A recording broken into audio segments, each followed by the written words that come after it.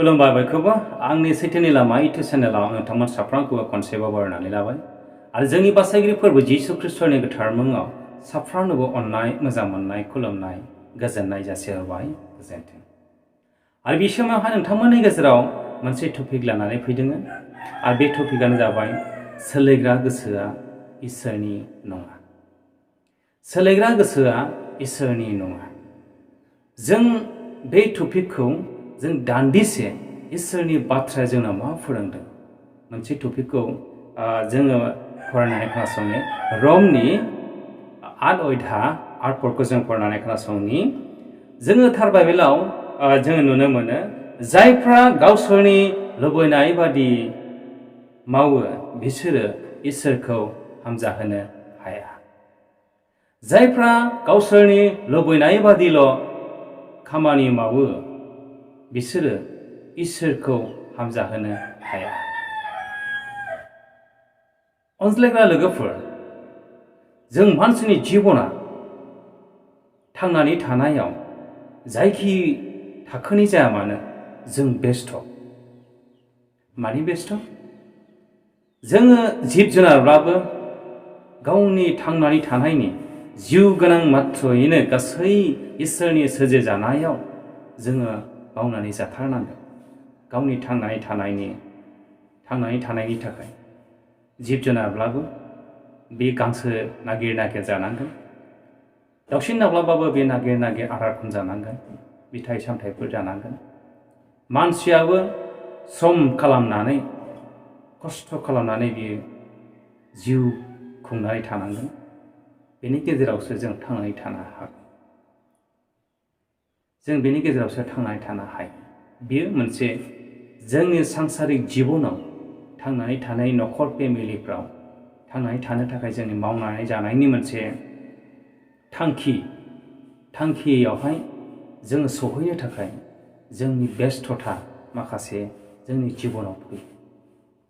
नंगौनि बेस्थ' आरो नङैनि बेस्थ'। जोङो थांनानै थानो थाखाय माखासे न'खर फेमिलिफ्रा थांखि लायो। जोंनि फिसा फिसौखौ फोरोंनो थाखाय जों हाजासे श्रम खालामो, हाजासे जों खस्थ' खालामो जाहाथे जोंनि हेंखाया जोंनि इयुनफ्रा मोजां मोनसे थाखोआव सहैयो। बेनि थाखाय जों हाजासे बिमा बिफाफ्रा मावख्रुबनानैब्लाबो खस्थ' खालामनानैब्लाबो खामला मुजिरा मावनानैब्लाबो बन फाननानैब्लाबो जोंनि गथ'फोरखौ जोङो गरसे गरनै बुथुमनानै न'खरखौ फोथाङो। बे मोनसे गोथार थांखि, न'खर थांनानै थानायनि मोनसे गोथार थांखि। नाथाय मोनसे थांखि दङ। बे थांखिया जाहैबाय गावनि जिबनखौ खोमसि लामाजों दैदेनलांनाय थांखि दङ। बे थांखियानो जोंनि गेजेराव बेस्थ' बांसिन लाबोयो। आरो बे बेस्थ'आ थगायनाय बेस्थ'। जेरै जोंनि समाजारि जिबनाव गोनांथार खामानिफोरखौ नागारनानै गोबांथार खामानिफोरखौ सानलायनायफोरखौ दोनथ'नानै गावनि बेक्तिगतनि सार्थनि लुबैनायफोरखौ लानानै बेस्थ' देखायनाय, समाजनि खामानिफोरखौ दोनथ'नानैब्लाबो माबा मोनसे गिर्जानि जुथुमनाय दङ, माबा मोनसे गिर्जानि सावरायनाय दङ, गोनांथार सानलायनाय दङ, बेखौ दोनथ'नानैब्लाबो बियो मा खालामो? गावनि बेक्तिगतनि गावनि सार्थखौ सुपुरन खालामनो थाखाय बेबायदि सोरबा सानफा मानि तास गेलेनाय, सानफा मानि माबा मोनसे जुवा गेलेनाय, सानफा मानि लोंग्लुंनाय, सानफा मानि माबा मोनसे गावखौ गाज्रि लामाजों दैदेनबाय थानाय। बेनिफ्राय गिर्जानि फालाव पास्टारफ्रा फन खालामोब्ला बुङोब्ला बिजि, बेस्थ'। बे बेस्थ'आ गमामा नोंथांनि जिबनाव दङब्ला, आंनि जिबनाव दङब्ला, बियो दानो नोंथाङा बे आखुथायखौ सोलायनानै गिदिंफिन। बे आखुथायखौ नोंथाङा दानो गा। बे आखुथाया नोंथांनि इयुनखौ, नोंथांनि न'खरखौ खोमसि लामाजों दैदेनलांगोन। आरो नों माब्लाबाबो इसोरखौ हामजाहोनो हानाय नङा। बेनिखायनो गावखौ खुंनो, गावनि न'खरखौ जौगाहोनो, गावनि गोनांथार बिसयफोरखौ सानलायनो मावख्रुबनानै जोङो जिउ खांनो नांगौब्ला जोङो समखौ आरो जोङो नंखाय बेस्थ'जों जोङो जिबन खाङोब्ला जोंनि इयुना खोमसि जागोन, खोमसि लामाजों दैदेनलांनाय जागोन। बेनिखायनो जोंनि गोथार बाइबेला बुंदों जायफ्रा गावनि सुबिदा बादिल' हाबा मावो बैबादि मानसिया, बैबादि सुबुङा माब्लाबाबो इसोरखौ हामजाहोनो हाया। सोलायग्रा गोसोआ इसोरनि नङा। सोलायग्रा गोसोआ इसोरनि नङा। जों जाकबनि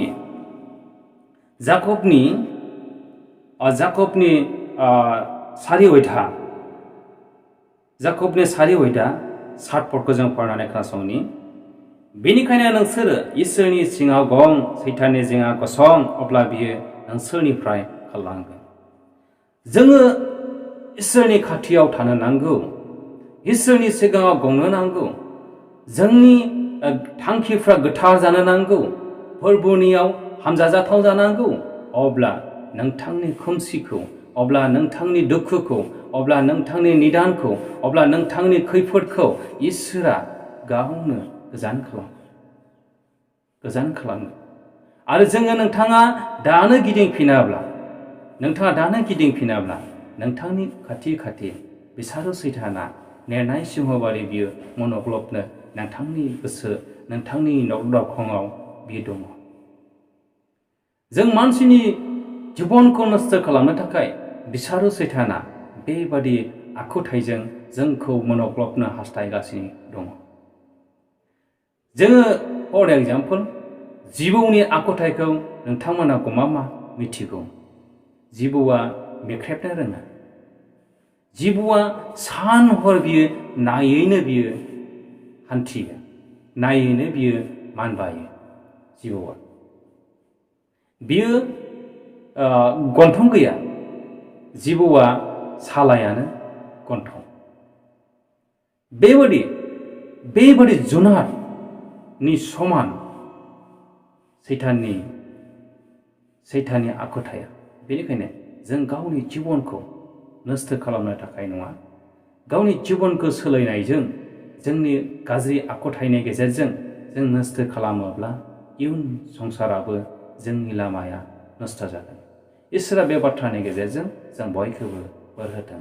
जिसु ख्रीष्टनि मुङै